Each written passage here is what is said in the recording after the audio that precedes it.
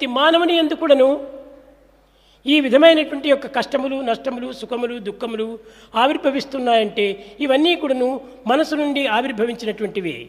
Man suffers all problems, worries, anxieties, troubles and obstacles which are more or less ఈనాటి psychological. మానవుడు అనుభవించేటువంటి సుఖ దుఃఖములు, ఆశించేటువంటి యొక్క రాగద్వేషములు, సేవించేటువంటి యొక్క విషయ వాసనలు మూడు కూడాను మనసు ద్వారా ఆవిర్భవించినటువంటివి. In fact, mind is the center of origin for the pain and pleasure, attachment, hatred and all the sensual pleasure that man wants to మనస్సు experience. ద్వైత భావములో కూడటం చేతనే ఇవన్నీ కూడాను మనకు కనిపిస్తున్నవి. It is the dual mind that is responsible for all. మనసు ఏకాత్మ భావం పెంచుకున్నప్పుడే ఇందులో ఏమాత్రం కూడాను విపరీతమైనటువంటి భావాలు కలగవు. When once the mind is non-dual, there will be no perversions or aberrations. కనుక ప్రతి మానవుడు కూడాను సుఖాన్ని దుఃఖాన్ని ఆశిస్తున్నాడంటే దుఃఖం వల్ల మనకు కలిగేటువంటి నష్టము కంటే ఆదాయమే ఎక్కువగా ఉన్నది. In fact, if we investigate clearly the twin experiences of pain and pleasure, in fact we derive ప్రాచీన more benefit పురుషులు, out of pain. ప్రాచీన చరిత్రాత్మకులు ఈ దుఃఖమునే ఆశించాలని సుఖాన్ని ఆశించలేదు. In earlier days, people invited pain. సుఖము నుండి లభించేటువంటి యొక్క ఆనందం కంటే దుఃఖము నుంచి వచ్చేటువంటి యొక్క ఆనందమే శాశ్వతమైన ఆనందము. The bliss that you attain towards the culmination of sadness is permanent when compared to that of happiness. మనం దుఃఖాన్ని ఏమాత్రము విమర్శించరాదు.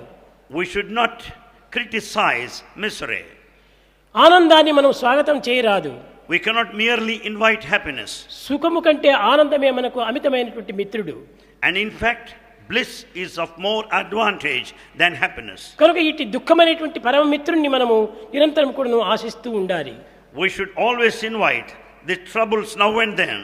మహాభారతం నందు కుంతీదేవి వచ్చి కృష్ణుని పాదములపైన పడినప్పుడు అమ్మా నీకేం కావాలి అని ప్రశ్నించాడు. In that great epic Mahabharata, when Kunti fell at the feet of Krishna, Krishna asked her, what is it that you want? Krishna నాకు నిరంతరము దుఃఖమునే అనుగ్రహించు అనింది. Krishna, please bless me with all the troubles and problems in this life. ఈ దుఃఖ సమయం నందే నిన్ను అమితంగా ప్రేమించాను, అమితంగా ఆరాధించాను, అమితంగా పూజించాను. It's only in times of difficulties I loved you more and more. I worshipped you, I extolled you, I adored you. దుఃఖము లేని సమయం లోపలను పాండురాణిగా ఉండినంత వరకు నిన్ను ఏమాత్రము నేను స్మరించలేదు. In times of happiness, away from misery, I never thought of you.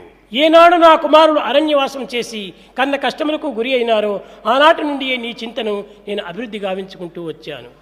That day my son started spending time in the forest, I started worshipping you more and more. కనుక